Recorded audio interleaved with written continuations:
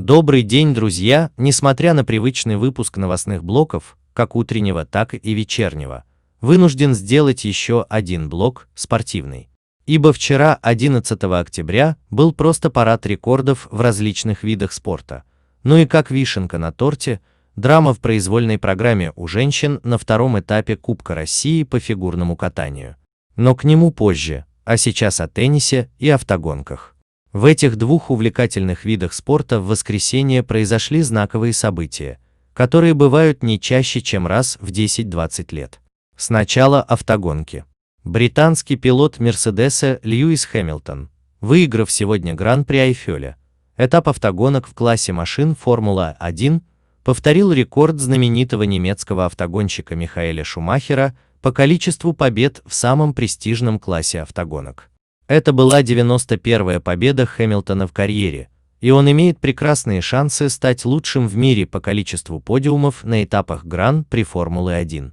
И со стопроцентной уверенностью можно сказать, что это состоится уже в этом сезоне, так как до его финиша еще целых 6 гонок.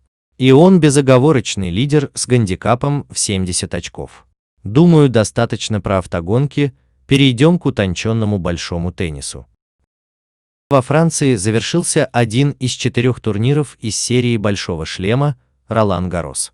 В связи с пандемией коронавируса его сроки перенеслись на осень. Традиционно этот турнир на траве проходит в мае.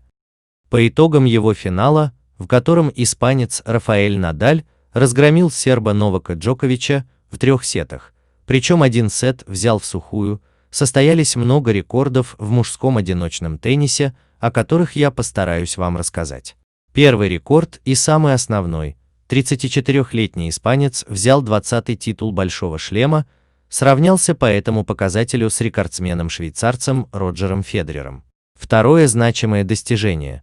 Рафаэль Надаль взял титул французского шлема в 13-й раз, с дебютного 2005 года, обновив свой же собственный рекорд. Менее значимые достижения, но они также достойны упоминания. Испанец выиграл 100-й матч на турнире. Рафа стал первым игроком в современном теннисе с 1968 года, победившим на 6 шлемах после 30-летия.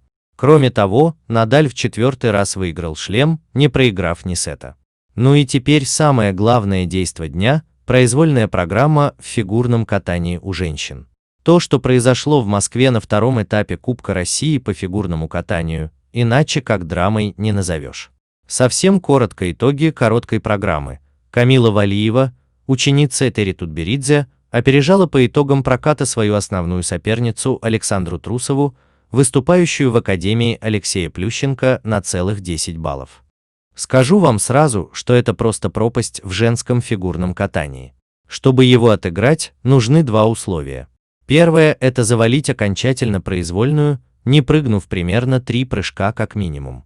Как ни печально, но лидер Камила Валиева, выступавшая первой из 3 участниц, получивших высокие оценки по итогам короткой программы, с этой задачей, в кавычках, справилась на все 100, практически завалив произвольную программу. Не были исполнены как раз 3 прыжковых элемента – четверной тулуп и дважды тройной лутст. Теперь тот призрачный шанс подняться на верхнюю ступеньку подиума стал для Александры Трусовой уже не миражом в ночи, а зримой реальностью. Да простит меня Дарья Усачева, но судейство в фигурном катании вещь довольно субъективная, и ей, как мне кажется, уже заранее было отведено 3-е место. Что можно сказать про прокат Трусовой? Да, конечно, откатать произвольную без единой помарки это практически невозможно, и ошибки были и у Саши. Но их было меньше. По сути, она допустила 2 ошибки на прыжках. Ей не покорился четверной лутс и каскад тройной лутс тройной Ридбергер. Все остальные элементы были выполнены чисто. В итоге судьи оценили произвольную программу Трусовой на 16 баллов выше, чем у Валиевой, что и позволило Александре занять общее первое итоговое место по итогам 2 прокатов. Какой из этой истории можно сделать вывод? Он напрашивается сам собой. Лед, в каком бы состоянии не был спортсмен, всегда скользкий, и малейшая потеря концентрации, недооценка соперника, излишние переживания – все это очень сильно влияет на прыжковую часть выступления юных спортсменов. И такие взлеты-падения, пусть и не столь часто, но бывают в большом спорте.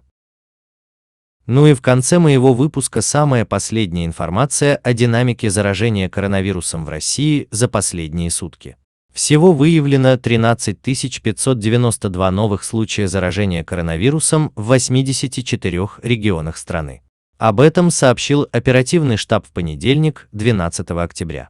Наибольшее число случаев в Москве – 4395, Санкт-Петербурге – 538 и Московской области – 440.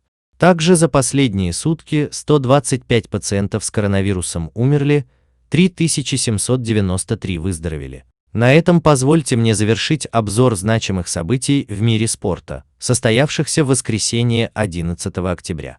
Всего вам доброго и занимайтесь хотя бы 10 минут в день спортом для поддержания хорошей формы. Подписывайтесь на мой канал, не забывайте нажать на колокольчик.